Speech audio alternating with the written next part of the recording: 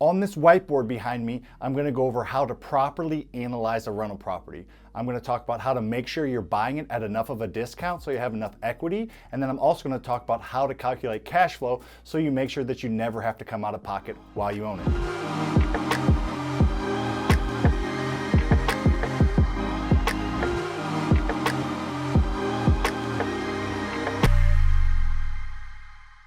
The first formula I'm going to talk about to make sure you're buying your house at enough of a discount is the max allowable offer formula. Now this formula is really important to understand whether you're wanting to wholesale properties, meaning get them under contract to purchase and sell them, whether you're wanting to fix and flip them and sell them, or what we're talking about this video, you're wanting to keep them as a rental property. You need to know where you need to buy these houses because these are distressed houses that don't really have a value. There's nowhere you can go and just say, all right, here's a chart, it's worth this. There's so many variables that go into that. This is a simple kind of actually two-step formula that shows you what these houses are going to be worth. It's extremely important to learn what these houses are going to be worth, like I said, no matter what your exit strategy is. So let's go over the formula now and let's talk a little bit about some of the details. I'm going to explain what each part of the formula means, and then even give you a quick little example of some simple numbers so you can start to learn it and practice it, because it's extremely important. Before I do, hit that like button. I feel like I'm really trying to provide a lot of value for you, so hitting that like button would really help me out. Plus, it really helps you step up your game with the 3-point shot, and then you minus out the turtle. That's really where the value has, so make sure you hit that like button. All right, ARV stands for after repair value times 75% minus repairs.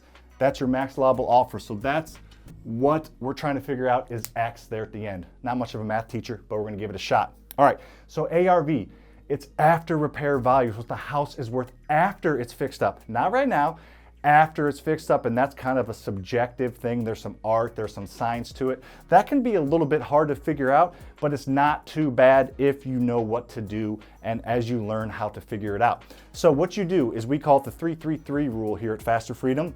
You find 3 houses that have sold within 1/3 of a mile in the past 3 months. Let me explain what that means. If you are analyzing and looking to purchase a 4-bed, 2-bath, 1,500 square foot ranch, you need to find 3 4-bed, 2-bath, 1,500 square foot ranches within 1/3 of a mile, a radius of your house that you're looking to buy that have sold recently, so in the past 3 months. Now, it's sometimes hard to find 3, sometimes it's not. Sometimes there's a bunch of recent sales around there. But the reason you do that is because that's what banks look at when they refinance you, if you're using the BRRRR method. And if you want to know a little more about that method, click on the video above. But even if you're looking to sell it, that's what the home purchasers are going to look at. They're going to look at, all right, well, how much do I want to pay for that house? I'm going to look at recent houses that have sold that are the same, so I know that I'm overpaying or not. You're basically figuring out what the market value is going to be by finding market recent sales. All right, so we're going to go into that a little bit more detail when I break out the formula, but find 3 comparable house sales that are fixed up like yours is going to be, not like it is now, how it's going to be fixed up. So most houses that sell in the market, I'd say 95% of them are fixed up nice in livable condition. Maybe not super fixed up, but pretty fixed up, and you need to find 3 of those within a distance. Times 75%, not really a math whiz, but you're just taking a 25% profit margin on the ARV, which is the biggest number in this formula. More than likely, what your house is going to be worth is going to be much more than the repairs you're putting in. Minus out the repairs. So you minus out the actual physical repairs you're doing to the property, as well as all your holding costs. Basically, think about it. Every cost you're going to incur from when you close on the property on the purchase to when you sell it or refinance it, every cost that you incur in the meantime needs to go in repairs. So that's all the physical things you're doing to the property, all of the actual paint, the flooring, the contractors, all that, as well as your holding costs. So the interest you're paying your private lender or your hard money lender or whoever you're borrowing the money from, also the utilities that you're going to be paying while you are working on the property. So all of those costs, including your realtor fees that you're going to pay if you sell it. If you refinance it at a bank with the BRRRR method, you're not going to have those realtor fees, but just all the costs that are incurred in the rehab are going to go in that column. So then you add all that up, and that's what you should pay. So let's go over a quick example here. Let's keep the numbers simple. Not the best at math, so let's keep them simple. So you figured out that the house is going to be worth $100,000 once it's fixed up.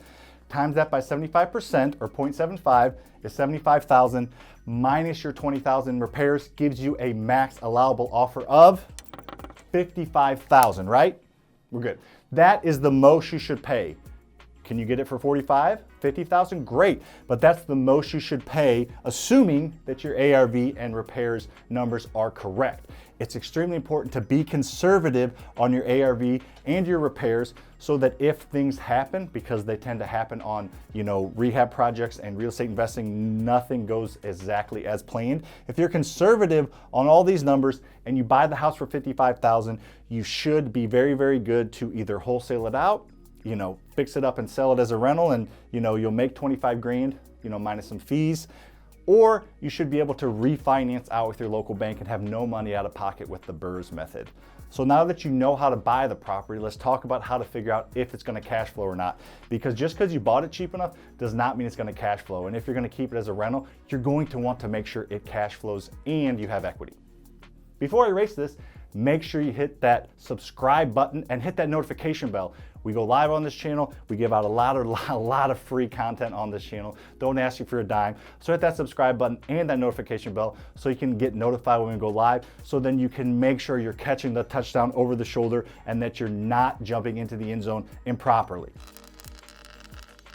All right, sorry about my writing. Here's the cash flow formula that you're gonna use. I'm gonna explain what all of these are and then again, tell you where you can find these numbers and then also give you some examples, of a quick, simple example so you can kind of see some real life numbers or just kind of made up but real life numbers. All right, so you're gonna take your rent, which you can figure out pretty easily by looking on Zillow. The rent Zestimate is actually much more accurate than most people think. I look at the rent Zestimate and then I find 3 comparable rentals similar to the ARV, finding houses that are for rent on the market right now and what they're going for. The little purple icon on Zillow, if you go there and find the houses for rent, the little purple circle, those are houses that are for rent. You can also go to Rentometer and places like that, but finding what the house is going to rent for isn't really too hard. Go on Zillow, Rentometer, and just see what houses are renting for in that area.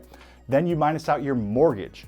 You should know that number because you're going to know how much you're going to have in the property, and you should just find a mortgage calculator, just Google mortgage calculators, and talk to your local bank and see what terms you're going to get. You're probably going to get 20 to 30 years amortization, I think I said that right, depending on what type of bank you're going to go with, what type of loan you're going to go with, and you're probably going to get 3.5 to 4.5%.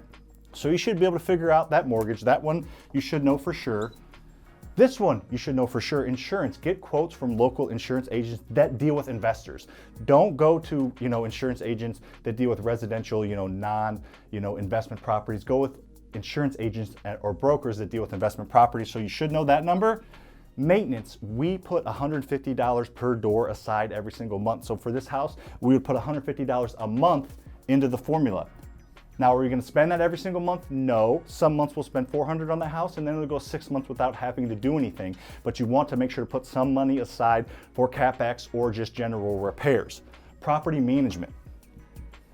Now, if you're going to manage your property yourself, you don't necessarily have to put a number in there. I say you should in case you ever want to hire it out, so you make sure you're always buying houses at enough discount and making sure they cash flow enough. So property management is usually in that 5 to 10% of rent. So if this property rents for $1,500 a month, you need to put 10% of that aside for your property management, which is $150 aside for property management. Vacancy, we say 5 to 10%. So the property's not always going to be rented. The goal is to have it always rented, but every 2, 3, maybe 4 years, a tenant leaves. Even if they took perfect condition of the property, there's going to be a few things that are going to be done. You're not going to be collecting rent. So even if you get a tenant approved right away, it could be vacant for 2, 3, 4, 5 weeks. So you need to account for that now, so you're not having to come out of pocket for that later.